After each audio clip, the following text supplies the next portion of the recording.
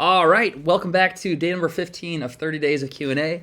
We're officially halfway through, and today I'm really excited to geek out and dive a little bit deeper into this idea of music NFTs. By the end of 30 days, I want to record a couple of videos that are basically walking you through how you can upload your own music and create your own music NFTs using our new Music Relic NFT platform. But today I wanted to kind of just walk through the outline for what are the types of music NFTs that you can create and kind of just give you an overview of the vision for the marketplace. We wanted to create a platform that really streamlines and standardizes the way that you can create music NFTs and that you can offer them to your fans. Because I think one of the biggest challenges right now for fans and for musicians and just for the world when it comes to NFTs is understanding what the heck is an NFT? Why is this valuable? There's so many different types of NFTs. And if you go to a platform like OpenSea, then you can see that there's like GIFs and images and videos and songs and audio files. And so it's confusing. It's what is an NFT in the first place?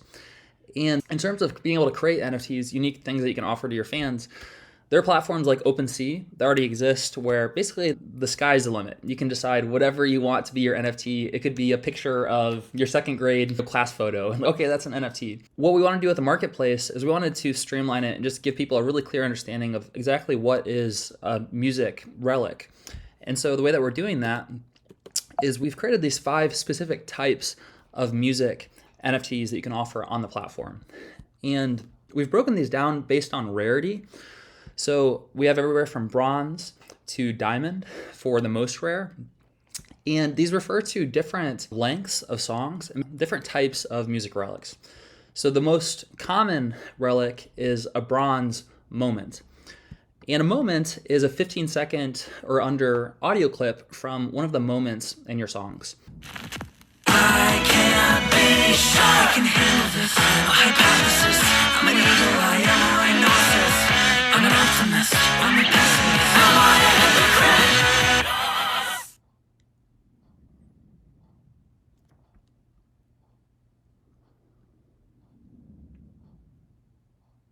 hypocrite? So that's an example of a bronze moment NFT. And each of these different types of relics are going to be the same format, where it's a spinning cube with a record player, and it plays different lengths of the songs.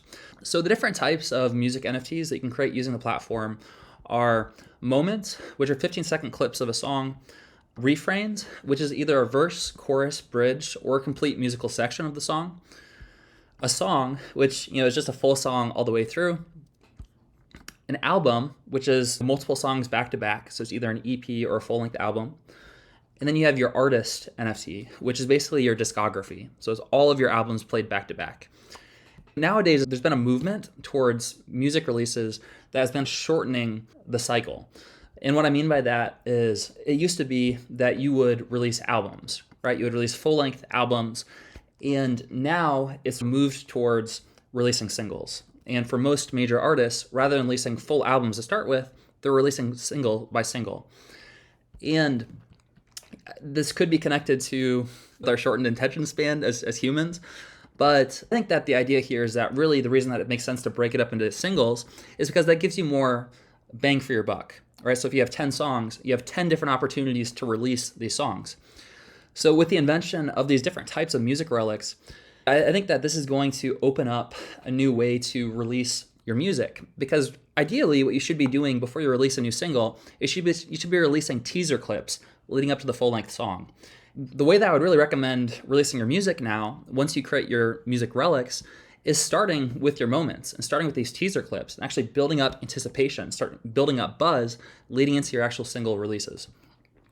And those are the different kinds of relics. If you have the diamond relic, this is a much more valuable relic than the bronze relic because there's a limited amount of each of the editions of these types of music relics. So for example, with each of your moments, there's only going to be 500 available that someone can own. And once they're gone, then you can't create more. There's only 500 total of these relics. Whereas with your diamond relic, this is one of a kind. So this is like owning the one-of-a-kind music relic of the Beatles, right? So this is a much more rare relic. And to see kind of how what this looks like on our Street Team platform, basically what we've created is your own platform that you can actually customize and design so that it matches your brand with your music.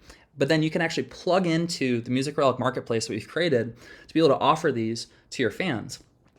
And we basically did this as a beta test to make sure that we could do this on the Flow blockchain and just to test it out before we offer this to anyone else.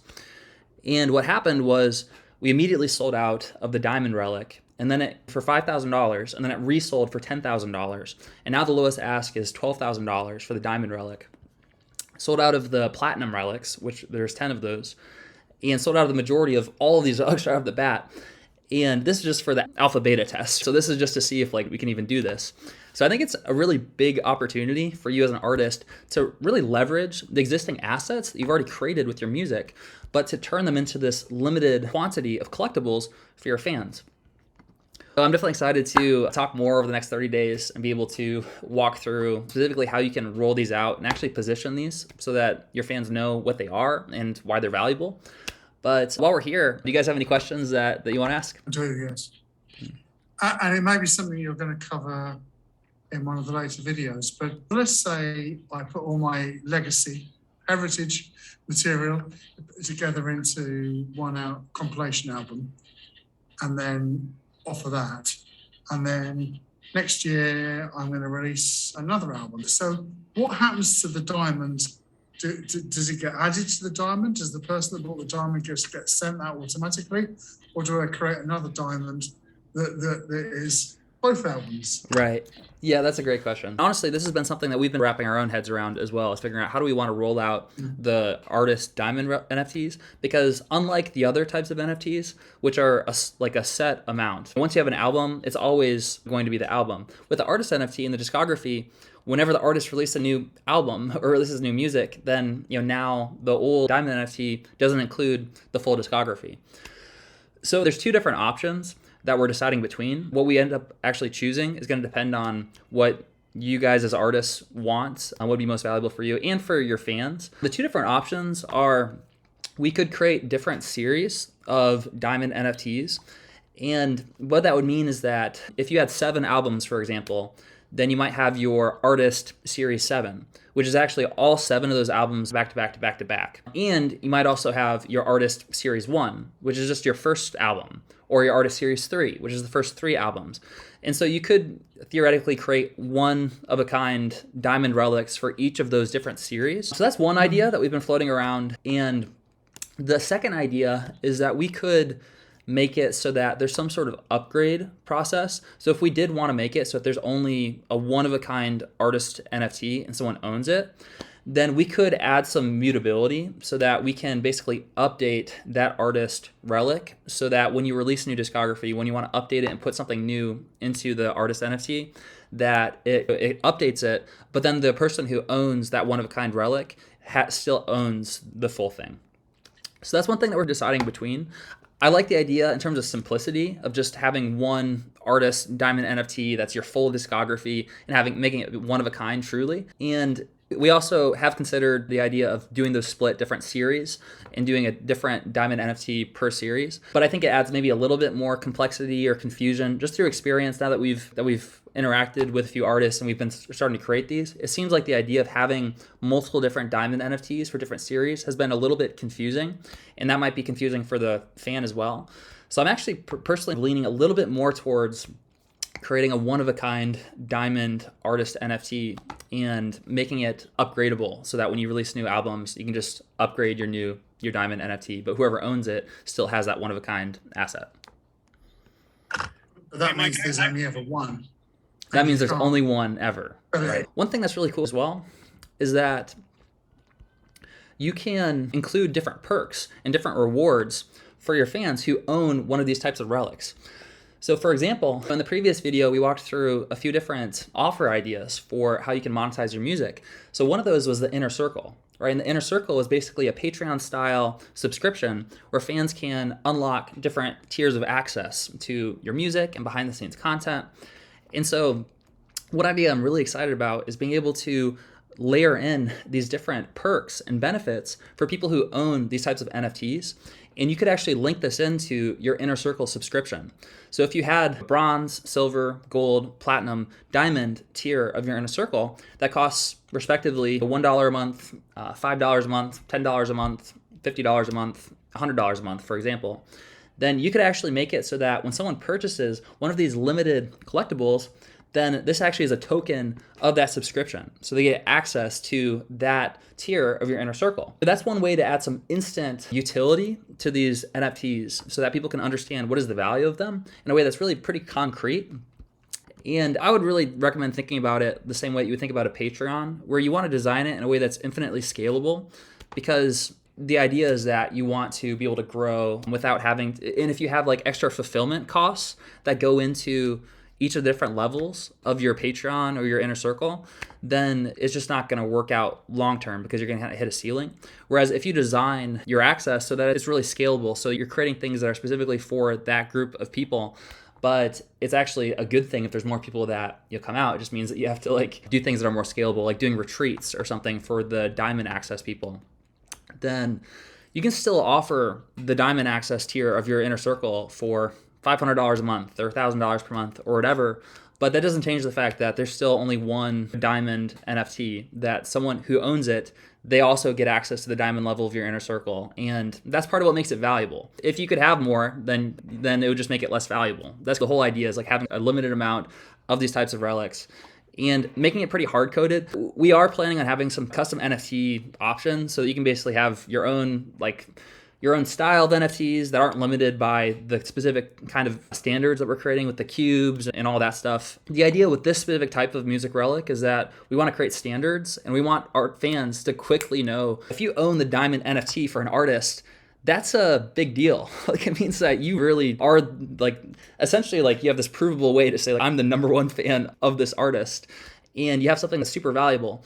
And if we offer the ability to be flexible and customize how many of those diamond relics an artist could create, then what that creates is a lot of confusion for the fans in terms of understanding, because a diamond relic from one artist might not be nearly as valuable as a diamond artist from another relic. And it's just harder to understand when you're comparing between the different types of artists. So that's why we're deciding to make a pretty strict standard of how many of these types of music relics are available per artist, like the different types and what rarity that they are, what the types of relics mean. But we definitely will have open, customizable types of relics. We're going to call those custom relics, and basically you can create those out of anything that you want, and then you could offer those to your fans in whatever way that you want.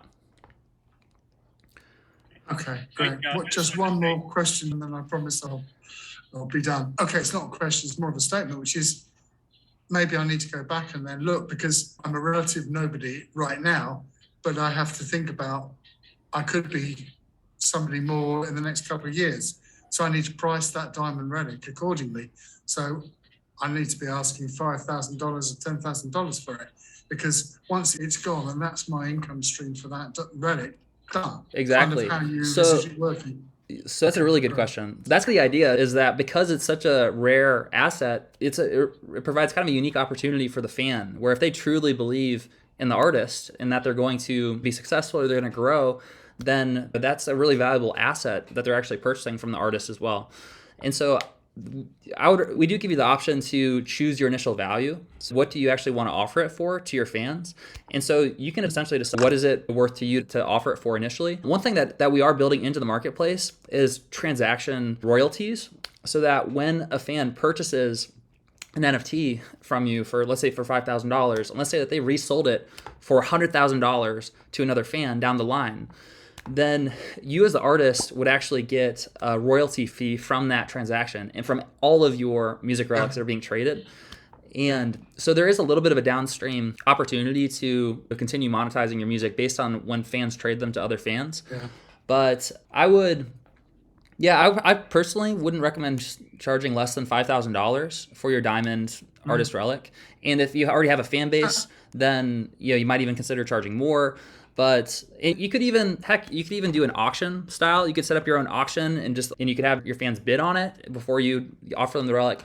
Really, what we're doing with the marketplace is we're minting these NFTs for you and then giving them to you and saying, hey, here's all your NFTs. You can decide what you want to do with them and what you think they're valued at, and you can offer them whatever way that you want. And so we really are kind of like giving you the reins and saying, you can do with these what you want.